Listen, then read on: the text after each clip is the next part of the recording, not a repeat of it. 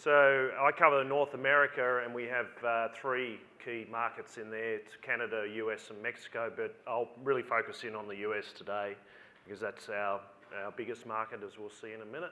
And I will talk about an opportunity that is emerging in Mexico as well. So hopefully that's an opportunity we can take as much of that opportunity as possible. So today I'm going to talk about three key sort of areas. I'm going to give you a market overview so you can understand where we're sitting in the market at the moment. I'll talk about some of the segments of the market or the different channels in the market. And then finally, I'll talk about our strategy. And by talking about our strategy, I'll talk about a couple of key activities that we're doing in the market to implement our strategy.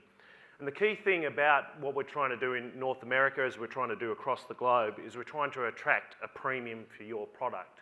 So that's what we're really all about in terms of our overarching strategy. So let's have a bit of a look at the market, and I'll just go through some of the introductory points of the market, and then I'll talk about the opportunities and challenges that we're seeing. So in terms of our exports to the US in particular, but into North America in general, we're sitting quite healthy. Last year we sent about 250,000 tonnes of beef into the North American market. Most of that went to the US, so about 234,000 tonnes. And probably the key thing to note is, well, firstly, obviously the US is our second largest beef market after Japan, but also that it's a predominantly grass-fed market. So about 97% of the volume is grass-fed beef, and you'll see in the chart on your right that the good news for us is the chilled grass-fed product is growing as a percentage of our overall trade. So it sat at about 11% of the volume about 6 years ago, and you'll see, if this probably doesn't work, you'll see that basically in the last year we did about 25% of our trade was actually chilled grass-fed beef. So that's a good news story for us. I certainly won't ignore Canada because it's still an important market for us, taking about 20,000 tonnes. But at the moment, the sort of key opportunities we're seeing for growth are in US grass-fed beef, and also I'll talk about an opportunity in Mexico a bit later. So what are the opportunities? First, I probably need to explain the market a bit more in terms of where we're seeing the opportunities. So the US is still the absolute largest beef market in the world. They consume about 12.5 million metric tonnes of beef. Most of the US domestic production is grain-fed. So we're not competing head-on, at least in volume, against that the large machine that is US beef production. So our market that we're really targeting is the grass-fed beef market, and that's about 4% of the actual market. So you probably just need to put that into perspective.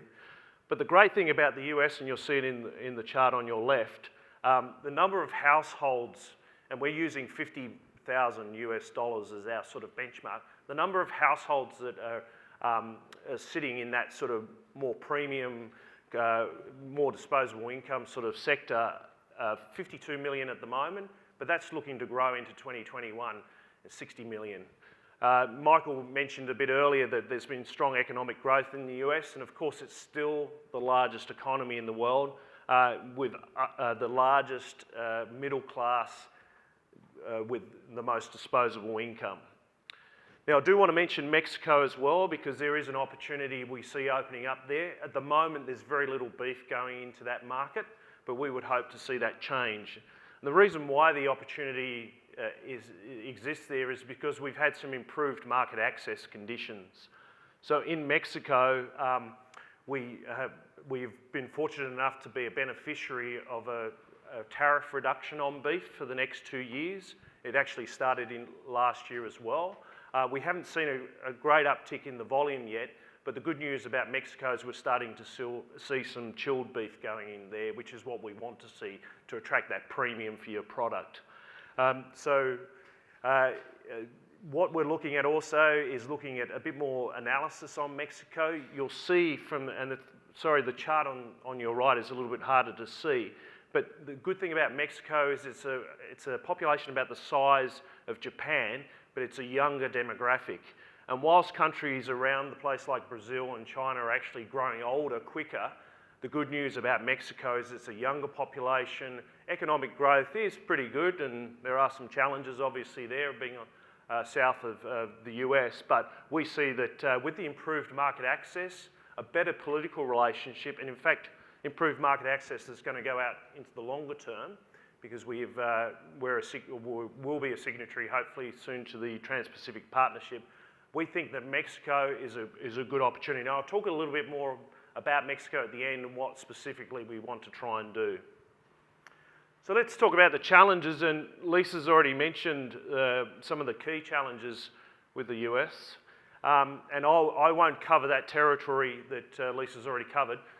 Effectively, when it comes down to what MLA is specifically trying to do in the market, our key challenge at the moment is country of origin call out. So first thing about the US is that it's a great grass-fed beef market, but there's also a number of players in that market, including domestic grass-fed production, that are challenges to us. So I guess it can be sort of wrapped up in a nutshell that in terms of the number of players now in the market, including Uruguay, New Zealand, we have Ireland and some of the other South American countries looking to come in.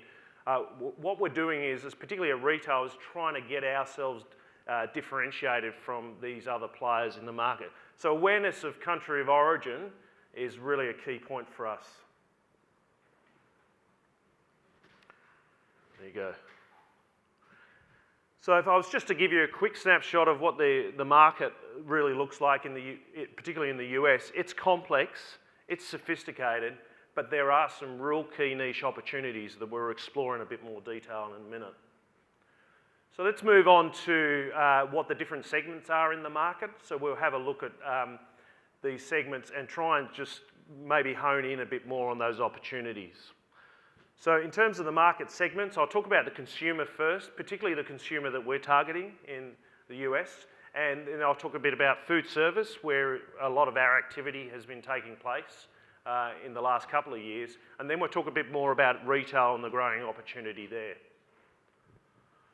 So in terms of the consumer, the good news is that there's a high awareness of grass-fed beef in the US, even though the predominant beef on the market is corn-fed or what's called conventionally raised beef. The good news is that most consumers know what grass-fed beef is in the US, and that's quite a stable sort of sitting around the 80% mark. So that's the good news for us. The other good news for us is that on the imported beef side of things, particularly the younger consumer, they are keen to try imported products. So that's where Australia has this good opportunity to really differentiate itself from the others, particularly with our clean green image and also the great affinity that the US consumer has with Australia. Now, our consumer tends to be, this is obviously a general or an average sort of demographic, but tends to be a 25 to 49-year-old, typically female, very digitally savvy, usually wealthy, usually earning over 90 grand a year rather than the 50 grand a year in which we're measuring those households. And they're really looking for those health benefits and their perceived health benefits of grass-fed beef. It's better for me, it's better for my family, it's better for the environment, and it's better for animal welfare. So picking up on some of the trends that Lisa mentioned in her talk. And the interesting thing is that if you ask a US consumer, a bit like if you ask an Australian consumer, do you prefer US beef or Australian beef, or imported, should I say, that's the wrong question. They usually say, oh yeah, of course I prefer US beef. But at the point of sale, and you'll see it in the chart on your right there, at the point of sale, we actually know that that is not a very important factor, whether it's imported or not. Still freshness and safety and quality are still the attributes that the US consumer is looking for, but you'll see, particularly on grass-fed beef, that the effect on the environment and the effect on animal welfare is more important. I've been given the hurry up, so I better move along. So just in summary, wealthy, healthy, and digitally savvy is what we're targeting in the market. So quickly on food service, it's still been one of the most important segments for us, not necessarily in volume, but in attracting the premium for your product. But the good news about food service is that traditionally grass-fed beef has been more in the fine dining sort of area. That's where it's been most popular, but there's now growing popularity in other segments, particularly in quick service restaurants, casual dining. So the whole, what we would call the Chipotle model is taking off in the US, and that's particularly amongst the young consumer. Now the chart on your left is a little bit busy.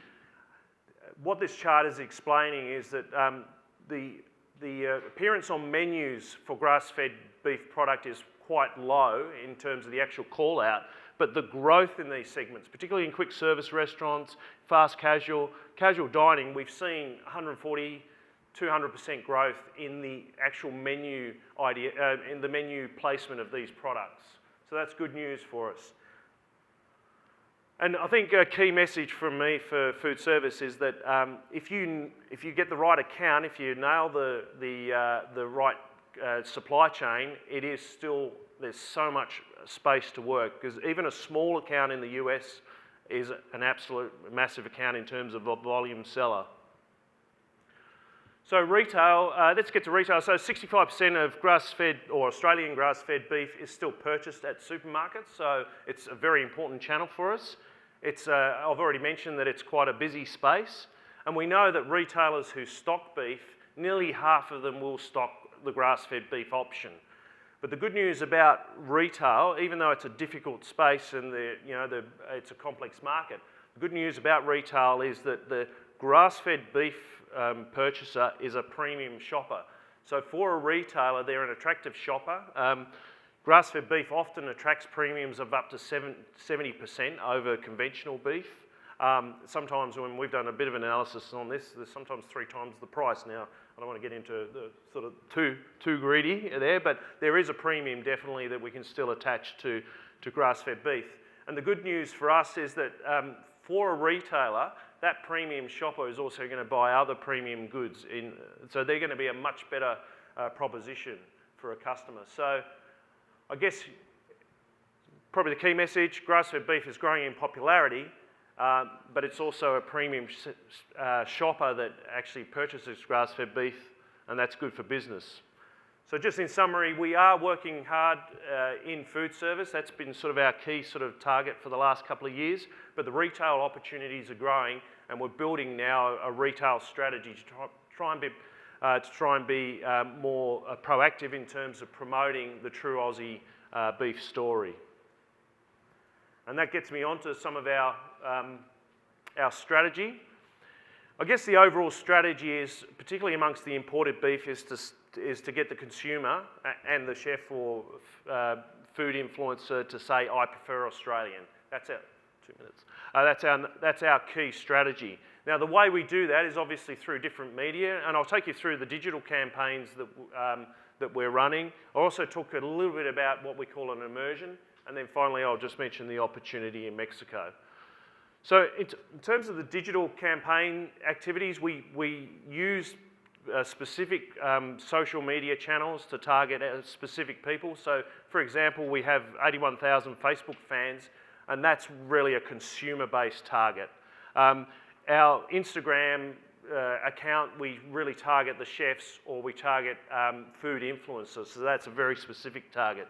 We also have an email newsletter that we send out each month, and that has 57,000 subscribers, and that's actually targeting, again, chefs, food service. The key thing about our digital campaign is we're trying to bring it together. We've done a lot of grassroots activity on digital, including pop-ups and little parties where we sponsor the product for people to use, but now we're trying to bring it into a bit more of a national strategy. We're a bit limited on what we can do nationally. TV advertising in the US is quite prohibitive, but we're thinking that we need to now sort of bring it more into a national focus. I'll talk a little bit about the immersions. We've run a lot of these. We run about 4 each year.